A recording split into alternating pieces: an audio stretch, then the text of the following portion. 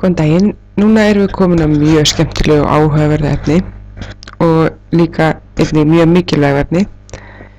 Það er if-else setningar eða skilyrði setningar á íslensku. Þetta er mjög mikilvægt efni og það er ágætt ef þið reynið að æfa ykkur svolítið í þessu. Þetta er svolítið mikið notað í framhaldinu. Bara segja ykkur frá þessu að pseudokód eða sauðakóði er ekki forritunarmál, heldur svona kóði sem að skrifar áður að byrjar að forrita. Svona hugsa forritið. Og ef þessi kóði er mjög vel settur upp, þá verður oft forritunin einfaldara eftir. Þannig að maður spáir stundum í því áður að byrjar hvað mann er að gera. Ekki bara byrja að forrita og svo er maður bara komið með fullt af línum að kóða og allt í tómu rugli og maður þarf að byrja upp á nýtt og slíkt. Það er oft góð regla að hugsa aðeins áður en maður byrjar.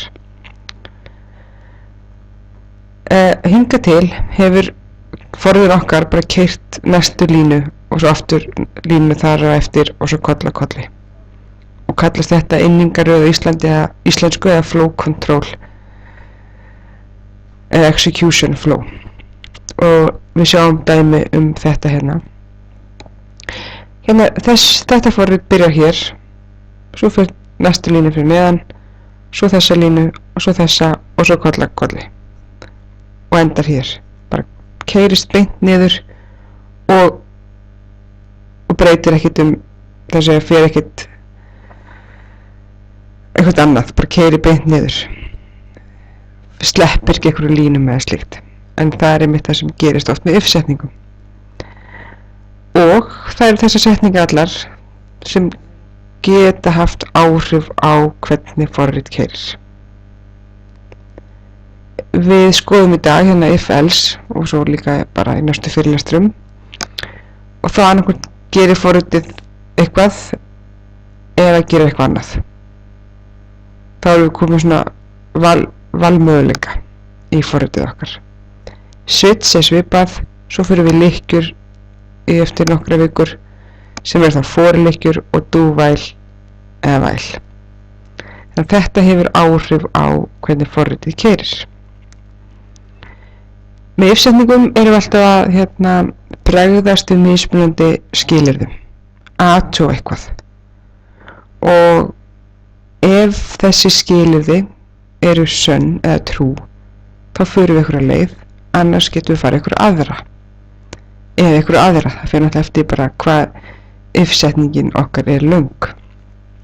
Þannig að það eru þessar if-setningar sem eru svona að láta forritið bregðast mismunandi við. Eftir því hvað gildi er verið að kanna hverju sinni. Og til dæmis hérna sjáum við þetta myndrænt. Forritið keyrir hérna niður. Setning 1, setning 2 og svo athugar forritið með if-setningu einhver ákveðin skilyrði. Ef þau eru sönn eða trú, þá fer forritið hingað og gerir setningu 3 og svo 4 og svo 7 og svo niður. Ef við skoðum þetta aftur, forritið keyrir hérna niður, setning 1, setning 2, athugar þessi ákveðin skilyrði, eru þau sönn eða ósönn eða trú eða false. Ef þau eru false, þá fyrir þessa leið og gerir þá setningu 5, 6 og svo 7. Og þið sjáu hérna þegar forritið keyrir í þessa átt, þá sleppur setningu 3 og 4. Alveg svo að skilyrðin voru sönn, þá sleppti setningu 5 og 6. Þannig að þarna fór forritið annarkvort já eða trú eða false sem var nei í aðra hvora áttina, ekki báðar. Þarna erum við strax farin að sleppa einhverjum bútum. Og hérna er þetta aftur. Betur útskýrt eða nánar útskýrt, þannig að þið getið lesið þetta breiðir. Og hérna sjáum við svona málskipan fyrir if-setningu. If, einhver skilyrði, slaufa svipar, else, aftur slaufusvegapar og svo eru skipanir hérna inni sem forritið á að framkvæma.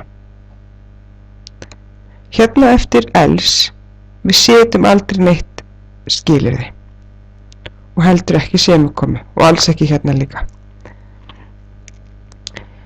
Þannig að hérna myndi kóðinn sem annarkvort hérna eða hérna framkvæmast. Og hérna sjáum við þetta aftur.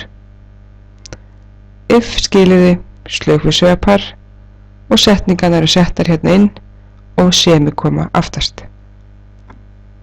Aftur, hérna eru bara komnar fleiri setningar þegar auðvitað náttúrulega mismunandi hvað við viljum gerist mikið. Svo getur náttúrulega verið if inn í if setningu. Við sjáum það kannski seinna í námskeiðinu. Og hérna er komið if og svo else if og svo aftur else. Nú er þetta svolítið flókið þannig að ég ætla aðeins að stoppa hérna og held svo áfram með þetta í næsta fyrirlestri. Takk í dag.